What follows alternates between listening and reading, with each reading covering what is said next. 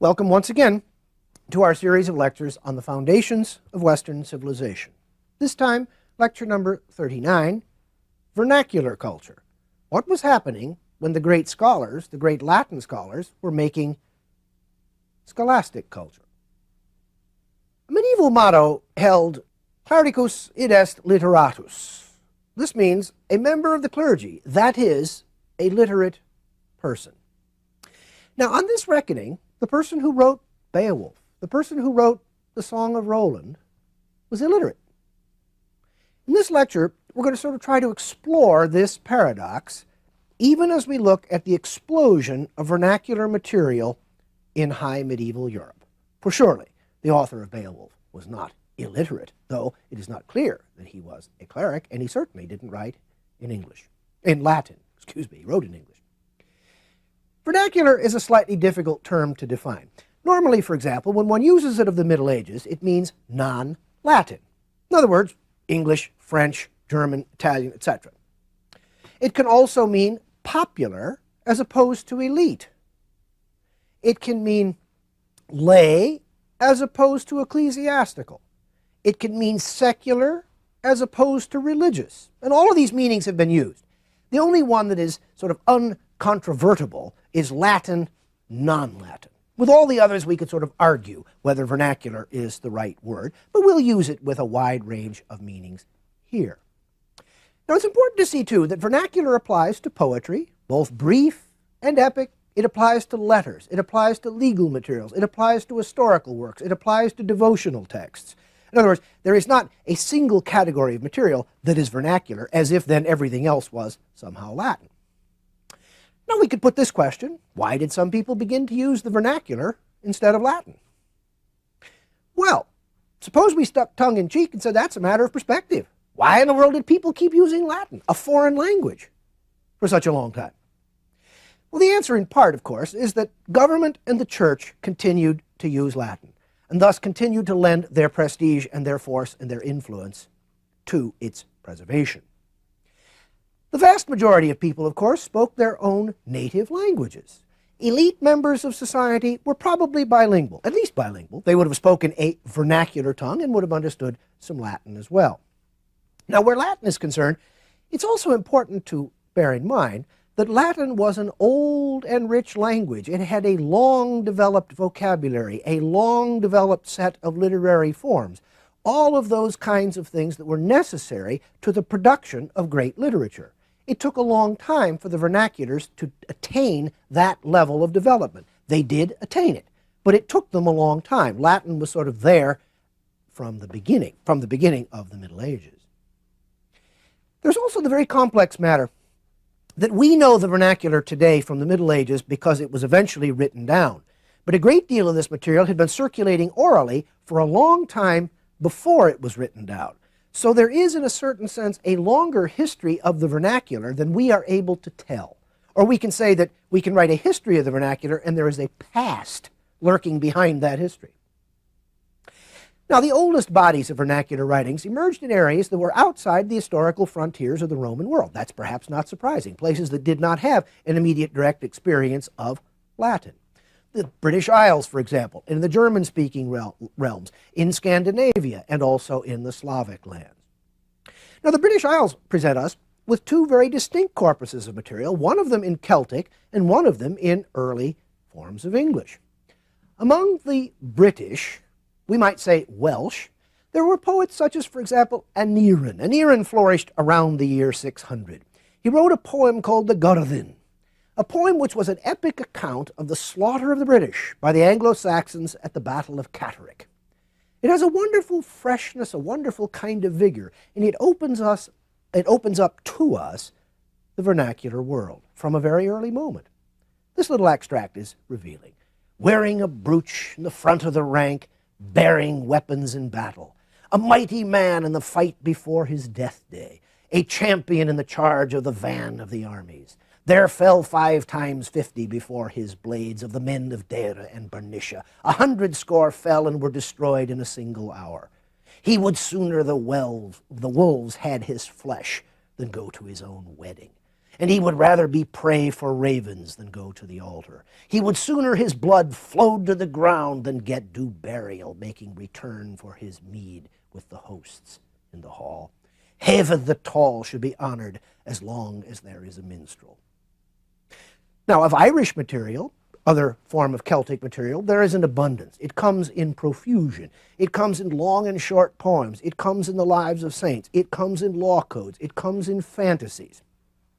It is almost impossible to capture the full sense of this Irish material. Here is a short little poem from the 9th century that gives us a wonderful sense, I think, of the Irish feel for nature.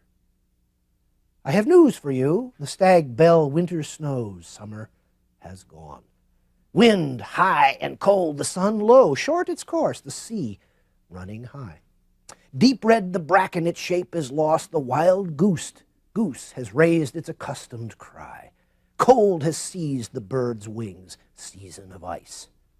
This is my news. Now, Anglo-Saxon England produced a substantial corpus of poetry, but also sermon literature and histories and laws and documents, indeed matters of all different kinds. The most famous Anglo-Saxon works, one of the famous works from the early Middle Ages generally, of course, is the poem Beowulf, composed probably around the year 900.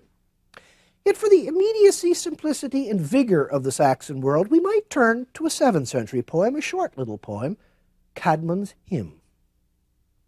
Now, this is written in Old English, in Anglo-Saxon. What does that sound like? Nu shuron heri and hefer riches where mechtes machte and is mod je thunk. Well, in our English, now we must praise the guardian of heaven, the might of the Lord and his purpose of mind, the work of the glorious Father, for he, God eternal, established each wonder. He, holy creator, first fashioned heaven as a roof for the sons of men. Then the guardian of mankind adorned this middle earth below, the world for men, everlasting Lord, almighty King. Now, the German-speaking lands produced, once again, a large amount of poetry, but also chronicles, legal materials, and so on. By the 13th century, German could produce a masterpiece, such as the Nibelungenlied, a romantic retelling of the myths about the origins of the Germanic peoples. Among other interesting things about this poem, we actually encounter in it some real people, such as Attila the Hun and the great Ostrogothic king Theodoric. But we can go back a little before the Nibelungenlied to the emergence of the Minnesänger.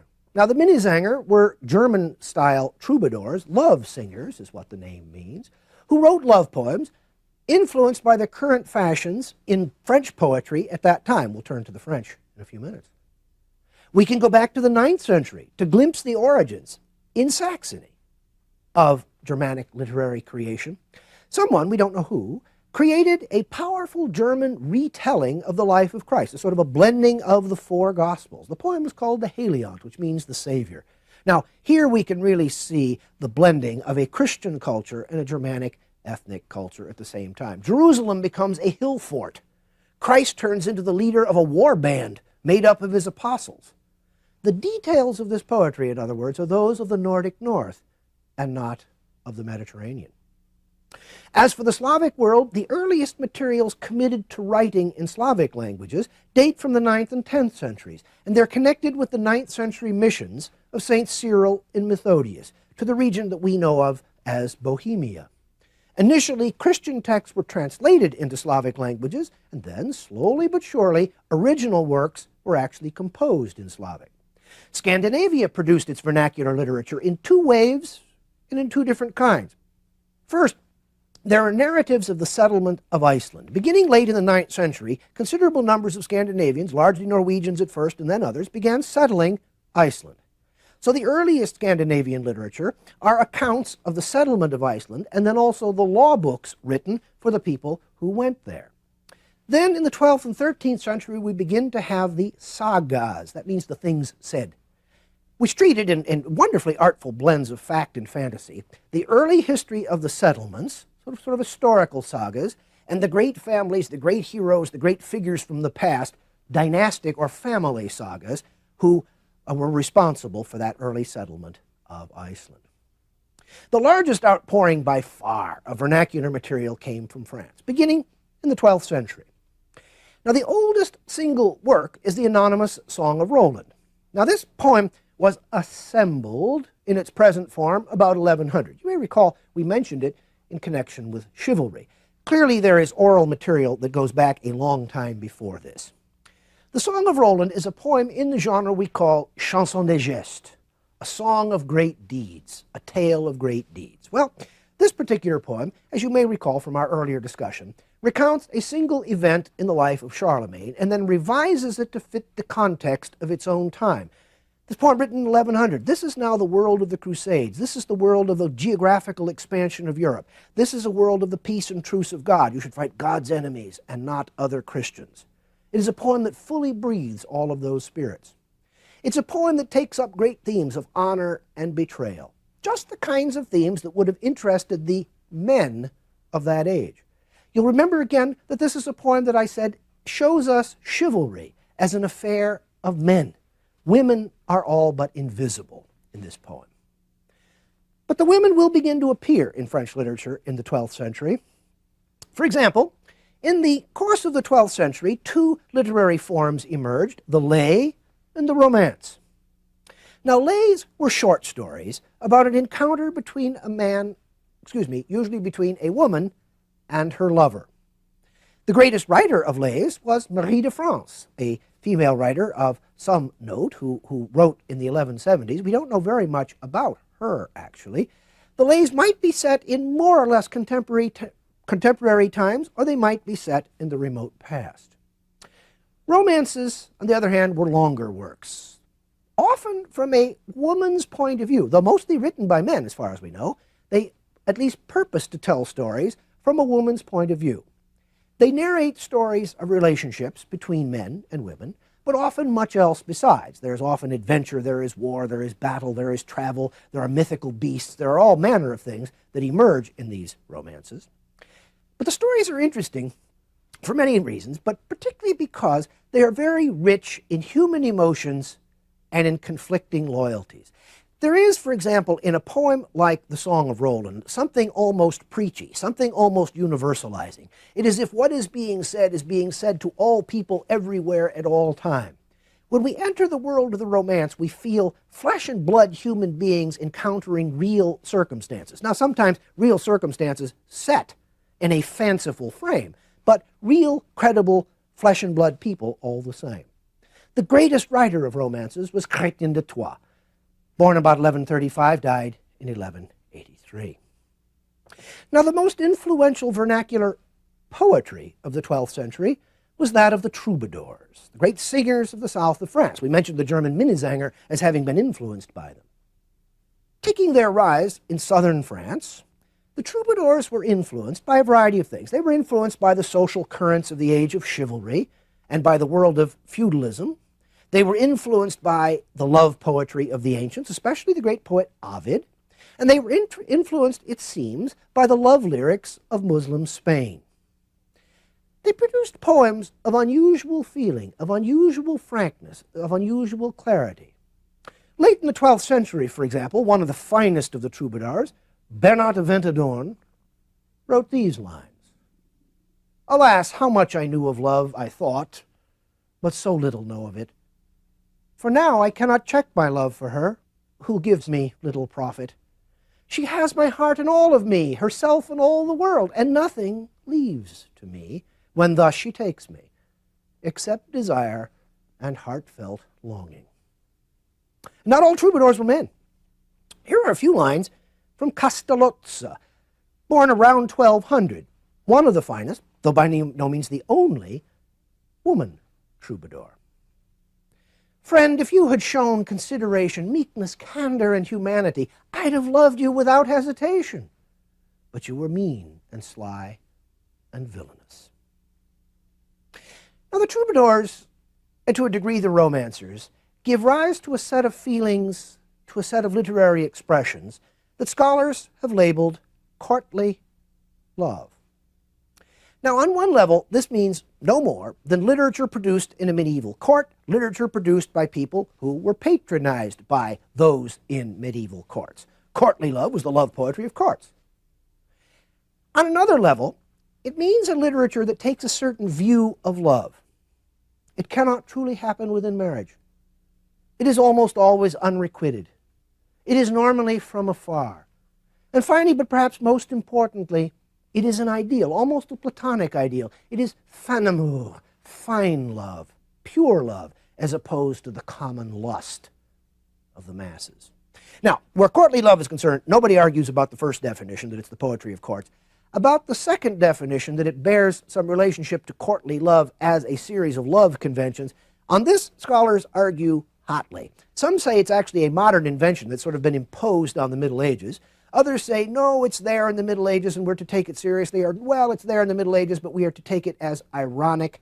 Well, I leave you simply with the notion that there are controversies over how we are to understand courtly love. But that there was distinguished love poetry is not a point on which there is any dispute. The greatest vernacular writer of the Middle Ages, and one of the greatest of all Western writers, was Dante Alighieri, 1265 to 1321. No less an authority than T.S. Eliot once said that Dante and Shakespeare divided the world between them. There is no third. He's best known, of course, for his Commedia, but this was his last work, and he wrote many others along the course of his life. His Vita Nuova, 1290 to 94, is a series of 31 love poems woven together by a prose narrative. Again, an ancient form, mixing poetry and prose in a single work. Anyway, it's a narrative woven together that treats love allegorically as the force that brought Dante spiritual salvation. His book, the De Vulgari Eloquentia, is a learned book in Latin that explores the suitability of the vernacular as a vehicle for poetic composition. It's a very early and masterful essay in literary theory. The De Monarchia is a Latin treatise on the struggles between the popes and the emperors, takes the emperor's side, by the way, that upholds the independence and the legitimacy of the medieval empire against the popes and against the church. But we come to the Commedia, called in English the Divine Comedy. Divine not because it's heavenly in a literal sense, but heavenly in a figurative sense. It is a masterpiece. Now, its greatness cannot be taken for granted, and in some respects even is a little difficult to understand. This is a very long poem, 14,000 lines. It's arranged into 100 canti. We say cantos in English. A canto is a song, or canto in Italian. Its structure is difficult. It is terza rima. Now, this is a rhyme scheme that works like this. A, B, C, B, C, D, C. You notice the rhymes on the third verse each time. This is difficult to achieve in a long poem like this in English, and very hard to render in English translation. There have been English translators who have attempted the terza rima with more or less success, but it's tough. Now, the poem deals with numerous of Dante's contemporaries.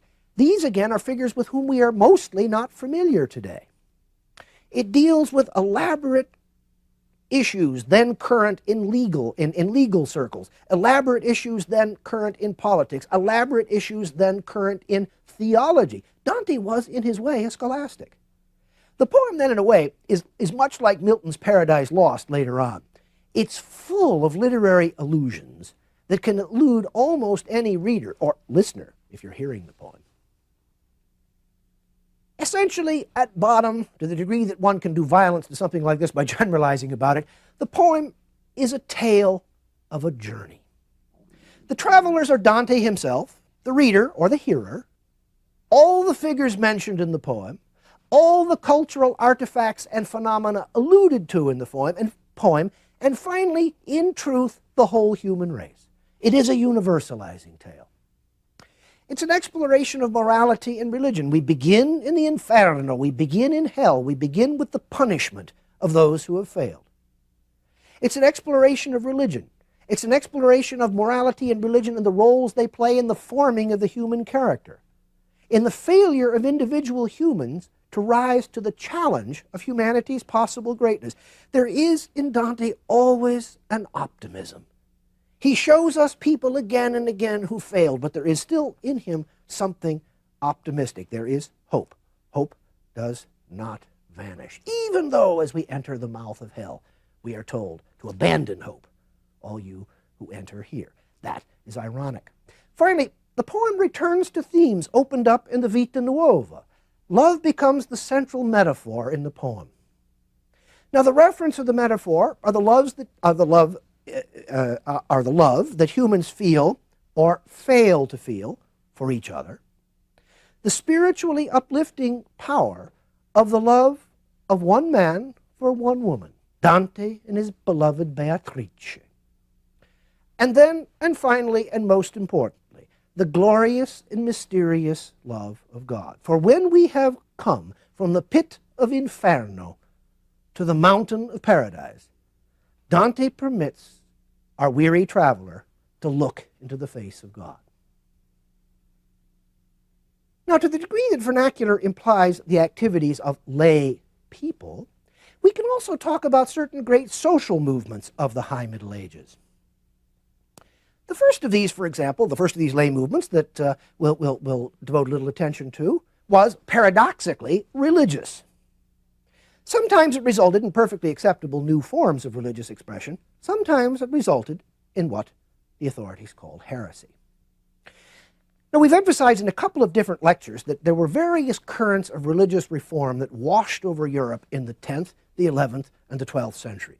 Many people were caught up in these currents of religious reform. They weren't exclusively captured by the clergy. To some people, the idea, as they understood it, of the vita apostolica, the apostolic life, was a clear call, first of all, to challenge the church to behave better, but for themselves personally to live lives of apostolic poverty and of preaching. We have seen, for example, that the mendicants, the Franciscans and the Dominicans, were one perfectly orthodox and legitimate response to this call. But there were others that eventually found them outside the boundaries of authority. For instance, the Valdensians, founders of Valdez, or sometimes as he's called, Peter Waldo. This was a lay movement that began in North Italian towns and then spread into the south of France, where individual members of this movement, who led blameless and exemplary lives, who abandoned their wealth, who abandoned their attachment to the world, lived as communities and began to preach to others. Well, they ran afoul of ecclesiastical authorities because, of course, the ecclesiastical authorities assumed that preaching was their responsibility. There were other movements like the Cathars, who were especially prominent in southern France. Now, Cathar, think of catharsis. Cathar means pure, means the pure ones. These were people who embraced ancient dualist forms of religion. These are the kinds of things that reach all the way back to Zoroastrianism in ancient Persia. These are things that reach through the Manichaeanism present in the Roman Empire and much contested by St. Augustine. It's a world of dark and light, of pure and impure. Now, the commonest name for these Cathars in the south of France is Albigensians, because they focused on, large numbers of them lived around the town of Albi. And eventually they were ruthlessly suppressed by ecclesiastical authorities. Indeed, Pope Innocent III preached a crusade against them. Well, if we talk about heretical religious movements that somehow emerge out of perfectly authentic religious currents of reform, and heretical movements that were largely the phenomenon of lay people as opposed to ecclesiastics, we note in crushing one of these groups, the Crusades. This brings us to another great social movement of the High Middle Ages, the Crusades. The armed pilgrimages of those who were crucesignati, who were signed by the cross. Now, there are many ironies in the history of the Crusades. They were called by popes. They were called by great figures like St. Bernard, stirring up enormous amounts of enthusiasm for violence of a particular religious sort. Creating an underlying justification for this was, in many ways, a clerical role. Many of the definitions, the ideologies, the guiding principles were clerical, but for purposes of our remarks at the moment, the thing on which we want to put stress is that the movements were lay movements. It was not the clergy who went off to liberate the Holy Land, but rather large numbers of lay men. Now, the Crusades lasted from the very late 11th century until the very late 13th in anything like their original and classic form. We can look for lots of background issues here. The Byzantine Empire, for example, had long been looking for mercenary soldiers to come and help them. Yes, there were problems in the Balkan frontier, as we've repeatedly seen, but the Byzantines were also worried, of course, about Anatolia. In the year 1071, the Byzantine army suffered a devastating defeat to Turkish forces at Manzikert. And as a result of that defeat, they began, particularly the Byzantine emperors did, turning to the popes and to rulers in the West and asking for mercenary soldiers to come and help them. They got something quite different from what they expected. Inside the Islamic world, there were two forces, at least, that bear some emphasis here. On the one hand, and we've referred to this in an earlier lecture, the caliphate was beginning to crack apart. It was beginning to break down into smaller parts. These parts were often contesting with one another, authority over one zone or another. But on the other hand, this created opportunity to sort of fish in troubled waters. But it was also the case that in the 11th century, the whole Islamic world was faced with a new threat, a new challenge from the outside. And these were the Seljuk Turks, people who came in from Central Asia, marched into the eastern frontiers of the caliphate, and began then causing grave difficulties. Indeed, they defeated that Byzantine army, as we mentioned just a moment ago, but also they produced problems for local Muslim authorities. Moreover, and finally, these Turks were particularly hostile to Christian pilgrims traveling to the Holy Land. And as a result, stories began to circulate about pilgrims, individuals and groups who had been abused on their trips to Jerusalem. Now, we might also point to the fact that Europe had already seen Muslim-Christian violence, particularly in Spain, to a degree in southern Italy and Sicily as well, but particularly in Spain, during the course of that phenomenon that we call the Reconquista. We've also talked about how in this expanding Europe, commerce had brought renewed contacts across the Mediterranean world.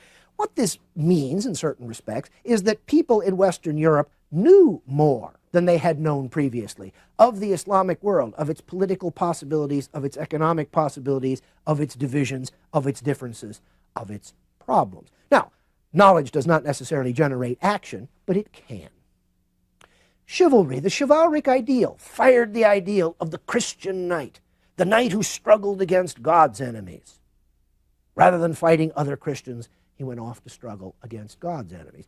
And we have seen how, in a chivalrous society, there was made available, with the increasing development of lineages, primogeniture and all of that, there was made available large numbers of younger sons, trained to the warrior class, to be sure, and now available to go off to the frontiers in Spain to fight there, and eventually to go off to try to liberate the Holy Land. Well, in 1095, Pope Urban II traveled in France. At Clermont, he gave a very famous speech. He said it was God's will that Christian soldiers from the West would march to the East and would liberate the Holy Land from the grips of God's enemies, the infidel, the Muslim. This army then assembled and marched across southern Europe and marched across the Balkans and marched into the Byzantine Empire, much to the distress and surprise of the Byzantine emperor, who thought he was getting mercenaries to help him seize Anatolia back from Muslims, and instead he's got an army of armed pilgrims off to liberate Jerusalem from the infidel. Well, this movement was sustained for some 2 centuries as ordinary soldiers and great nobles, the vast majority of them all the way along French. There was royal participation in the Second Crusade, there was royal participation in the Third Crusade, but essentially this was an aristocratic phenomenon, though all the levels of the aristocracy present in it. Mostly, as I said, and I'll repeat, the Crusades were a French phenomenon. Eventually, they wore out for a lot of reasons. People were more inclined to stay home. Political circumstances settled. There was some fear, some hesitation, some reservations about whether the Crusades could, in the long run, be successful in sort of putting outposts in the Islamic world. We may say, certainly, and this has been the case in retrospect, that the Crusades poisoned relations across that Mediterranean world where, ever since the heirs of the Roman Empire set up shop, there was the possibility of volatility. But now that possibility was translated into a certainty. For our purposes, however, the novelty in the heretical movement and in the crusading movement, the novelty of drawing a parallel between them, is that this represents the first instances in European history of the mobilization of vast numbers of lay people. Now, to take one step back from that, I think you would agree with me, perhaps, that the various manifestations of lay culture in high medieval Europe reveal the same kinds of growing complexity and sophistication that we saw in the scholastic culture of high medieval Europe, and that we saw in the flourishing political culture of high medieval Europe, and that we saw in the expanding economic material realms of life in high medieval Europe. This was in many ways a creative and dynamic period, to be succeeded by one that we call the Renaissance, no less complex and dynamic, no less interesting, and no less worthy of our attention as we reflect on Western civilization.